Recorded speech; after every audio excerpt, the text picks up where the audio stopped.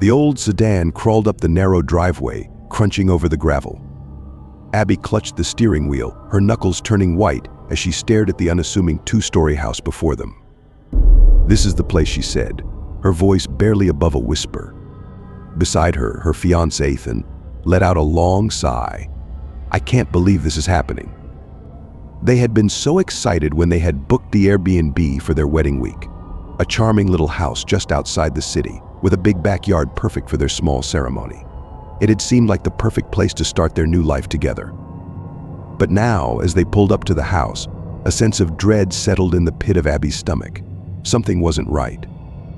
"Maybe we should just go," Ethan said, reaching for the door handle. "We can find another place to stay." Abby shook her head. "No, we can't. Everything is booked solid this time of year. This is our only option." Ethan frowned, but didn't argue further. He knew she was right. With the wedding just a week away, they couldn't afford to be picky. Taking a deep breath, Abby opened her door and stepped out into the warm afternoon air. Ethan followed suit, and together they retrieved their luggage from the trunk. As they approached the front door, Abby could feel her heart pounding in her chest. She reached out a trembling hand and pressed the doorbell. They waited, the seconds ticking by. Just as Abby was about to ring it again, the door swung open. A man stood in the entryway, his eyes narrowed suspiciously. He was tall and thin, with unkempt gray hair and a scraggly beard. He wore a tattered bathrobe, the fabric hanging loosely from his bony frame. "Can I help you?" he asked, his voice raspy and unpleasant. Abby forced a smile. "Hi, I'm Abby and this is my fiancé Ethan. We rented this place through Airbnb for our wedding week." The man's expression didn't change. "I'm sorry, but there's been a mistake. This is my house, and I'm not going anywhere." Ethan stepped forward, his brow furrowed. "But we have a confirmed reservation. The owner, James, said the house would be available for us." The man let out a harsh laugh. "James? That bastard. He must have rented out my home without my permission." Abby felt a sinking feeling in the pit of her stomach. "So you're saying we can't stay here?" The man shrugged. "I'm afraid not. This is my house, and I have no intention of leaving." Ethan opened his mouth to argue, but Abby put a hand on his arm, silencing him. "Okay, well, we'll just be on our way then. We'll find another place to stay." The man's eyes narrowed even further. "Good luck with that. It's a busy time of year, you know." With that, he slammed the door in their faces, leaving Abby and Ethan standing on the porch, their luggage at their feet. "What the hell are we going to do now?" Ethan asked, running a hand through his hair in frustration. Abby shook her head, her mind racing. "I don't know, but we have to figure something out.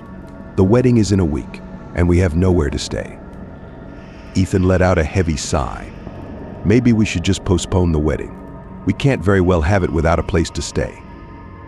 Abby's eyes widened in horror. "No, we can't do that. We've already sent out the invitations, and everything is booked. We can't just cancel everything at the last minute." Ethan opened his mouth to argue, but Abby cut him off.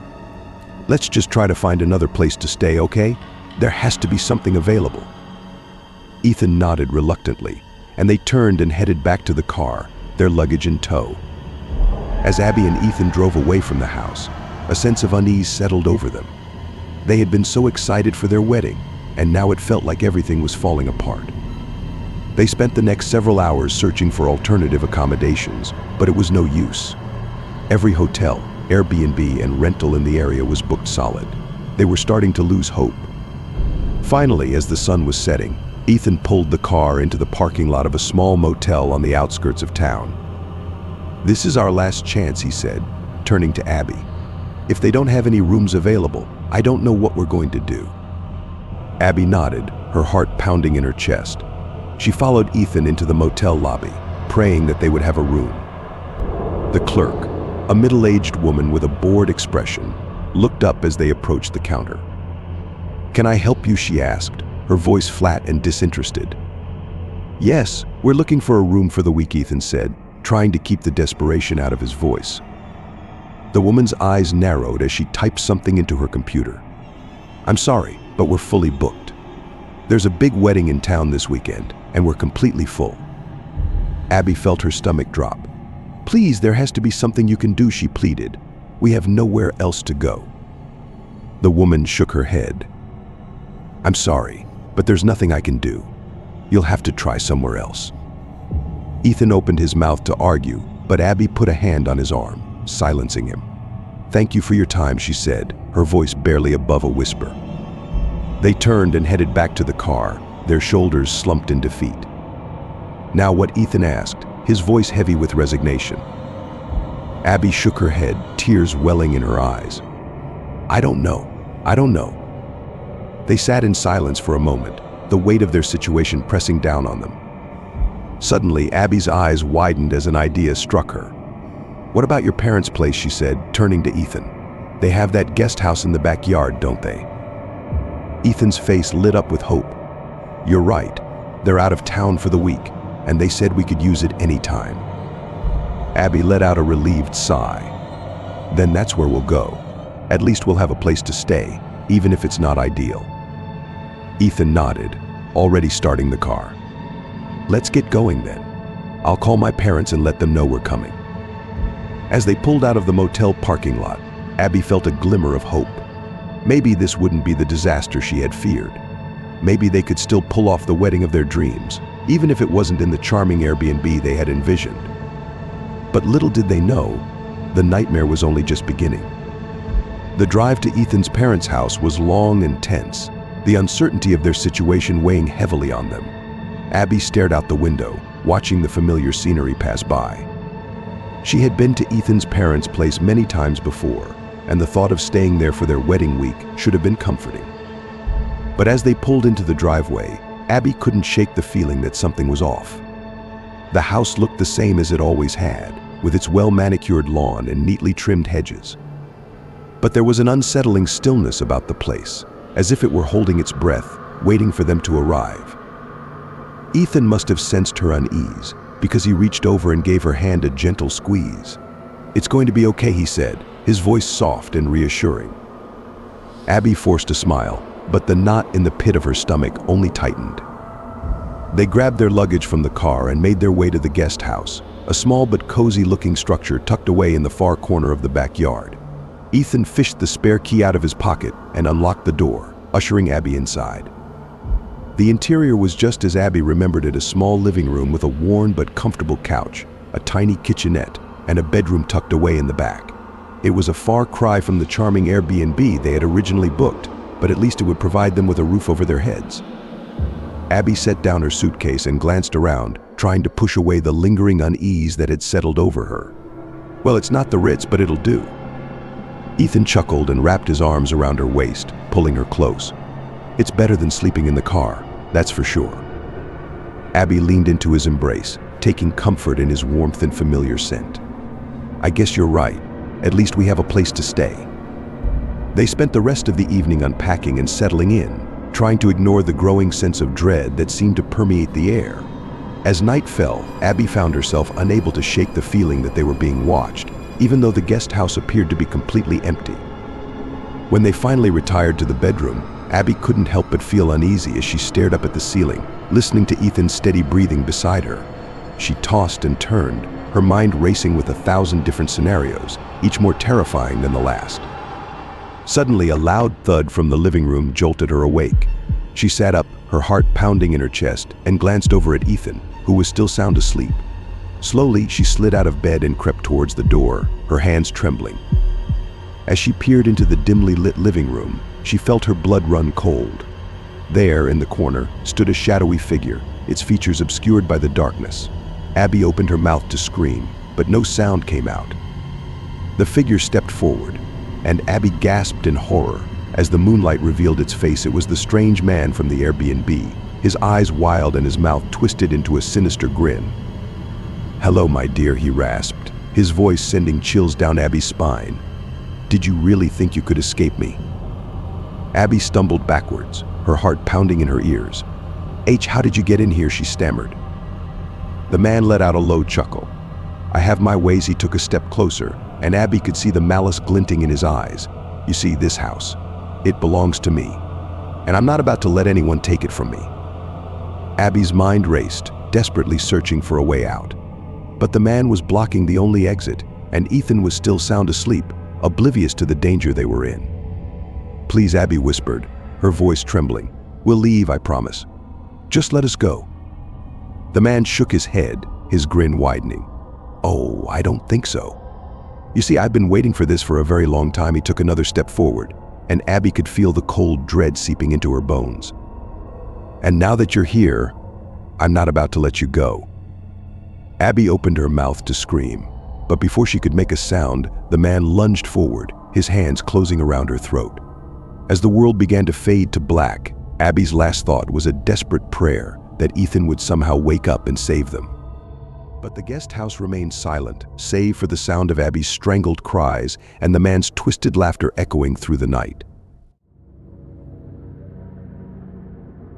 The rain was pouring down in sheets as I pulled up to the isolated country house, the headlights of my rented Toyota barely cutting through the thick darkness. I double-checked the address on my phone. This was definitely the place I had booked through Airbnb for a quiet weekend getaway. As I stepped out of the car, the gravel crunching beneath my feet, an uneasy feeling settled in the pit of my stomach. The house looked even more remote and dilapidated in person than it had in the online listing. I hurried to the front door, eager to get out of the storm, and fished the key out of my pocket. The lock gave way with a loud click and I pushed the door open, greeted by a musty, stale smell. The interior was just as run down as the exterior, peeling wallpaper, creaky floorboards, and outdated, dusty furniture. Not exactly the cozy country retreat I had been hoping for. Still, I tried to stay positive as I dragged my suitcase inside and closed the door behind me. Maybe it would grow on me. And hey, at least I had the place to myself for the weekend. I set my bag down in the entryway and did a quick scan of the first floor small kitchen, even smaller living room, and a half bathroom. Upstairs I found 2 bedrooms, one of which I claimed as my own. As I unpacked and settled in, the uneasy feeling only intensified. The house just felt off, somehow, like there was an unseen presence lurking in the shadows, watching my every move. I shook my head, trying to shake the paranoia. I was being ridiculous. This was just an old, run-down country house, nothing more. I was letting my imagination get the better of me. After a quick dinner of takeout I had brought with me, I decided to call it an early night. I flipped on the TV in my bedroom, hoping to lull myself to sleep with some mindless late-night programming. But as I sat on the edge of the creaky bed, remote in hand, I couldn't shake the nagging feeling that I was being observed. I glanced around the room, eyes darting to every corner, but saw nothing out of the ordinary. Just shadows and dust motes dancing in the flickering blue light of the television. Telling myself I was being silly, I settled back against the headboard and started flipping through the channels. But just as I landed on a rerun of some sitcom, a sudden movement in the corner of my eye made me jump. I whipped my head to the side, heart pounding, but saw nothing. The room was still and silent, save for the muffled sound of the TV. Letting out a shaky breath, I tried to refocus on the show, but my eyes kept getting drawn back to the darkened corners of the room, searching for any sign of movement. After a while, I gave up and turned off the TV, deciding to just try and go to sleep. I pulled the scratchy blankets up to my chin and closed my eyes, willing myself to relax. But sleep wouldn't come. Every little creak and groan of the old house had me on high alert, my mind racing with worst-case scenarios. What if there was someone or something in the house with me? What if it was the owner or some kind of squatter? Or worse, what if it was an intruder, a robber or a murderer, waiting to pounce the moment I let my guard down? I don't know how long I lay there, tossing and turning, jumping at every sound. But eventually exhaustion must have taken over, because the next thing I knew, sunlight was streaming through the grimy windows and birds were chirping outside. I blinked blearily, momentarily disoriented, before the events of the previous night came rushing back. With a groan, I forced myself out of bed and shuffled downstairs to the kitchen, desperate for a strong cup of coffee to jumpstart my brain. As I waited for the ancient percolator to do its thing, I tried to shake off the lingering unease. Maybe I had just been overreacting. It was an old house. After all, of course, it was going to make noises. And the lack of cell service and Wi-Fi probably hadn't helped my nerves. Once my coffee was ready, I took a large sip, relishing the rich, bold flavor. As I sipped, I tried to gather my thoughts and come up with a plan for the day. Maybe I would explore the property, see if I could find anything interesting. Or perhaps I would just hole up inside and read a book, try to relax. Anything to get my mind off the creepy vibes I had been feeling last night.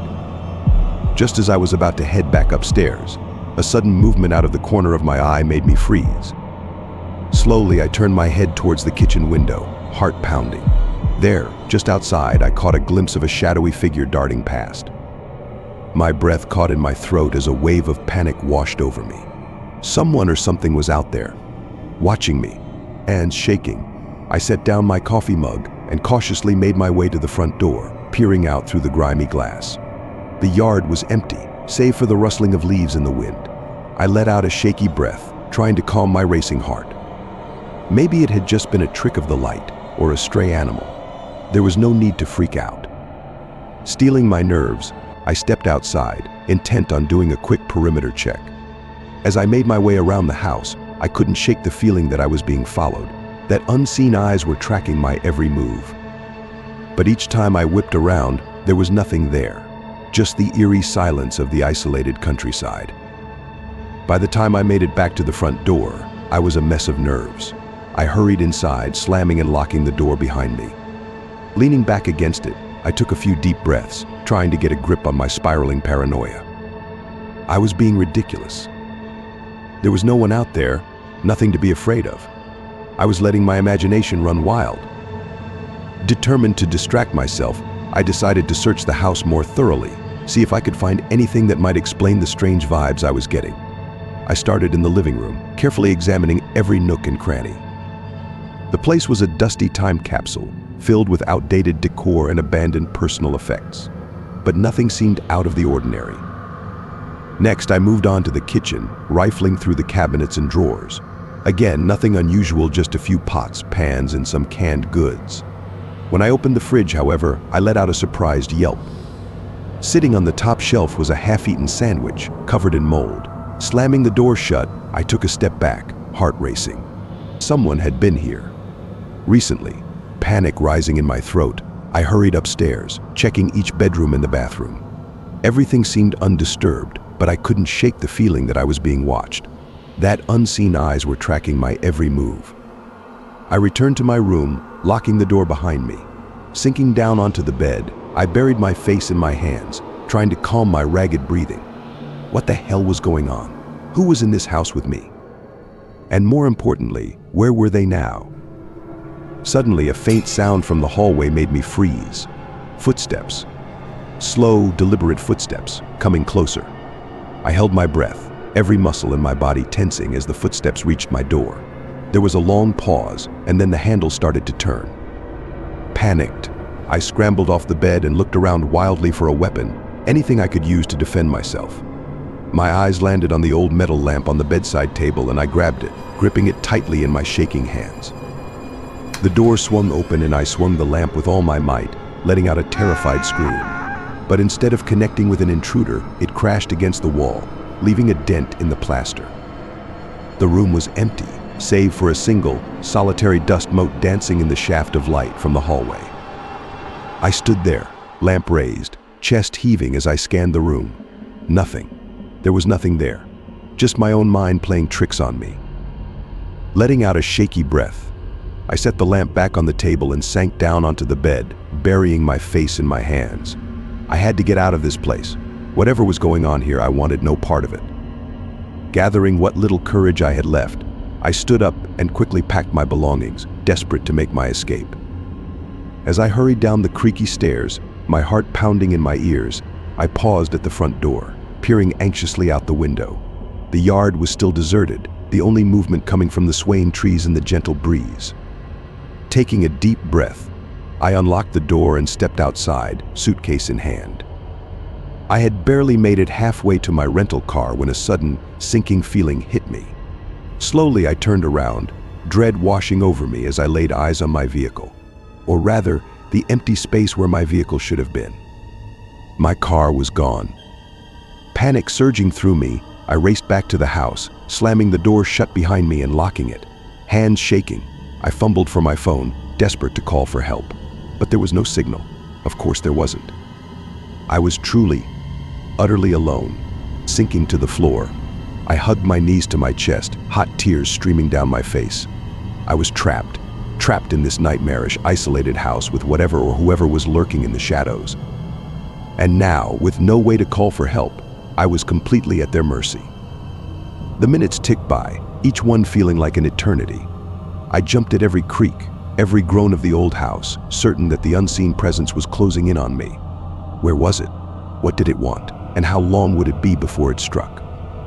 Just when I thought I couldn't take the suspense any longer, a sudden noise from the kitchen made me freeze. Footsteps, slow, deliberate footsteps, coming closer. I held my breath, every muscle in my body tensing, as the footsteps reached the doorway. There was a long pause, and then a figure stepped into view. I let out a strangled gasp, my heart pounding in my throat. It was the owner of the Airbnb, a twisted, maniacal grin spread across his weathered face. "Welcome to my humble abode," he drawled, his voice dripping with malice. "I've been expecting you." In that moment, all the pieces fell into place. The constant surveillance, the abandoned personal effects, the moldy sandwich in the fridge, it had all been a trap, a sick game orchestrated by this twisted individual. And now, with no way to escape, I was his captive. As the owner advanced towards me, his eyes gleaming with a dark, predatory hunger, I knew that my weekend getaway had just become a living nightmare, and there was no way out.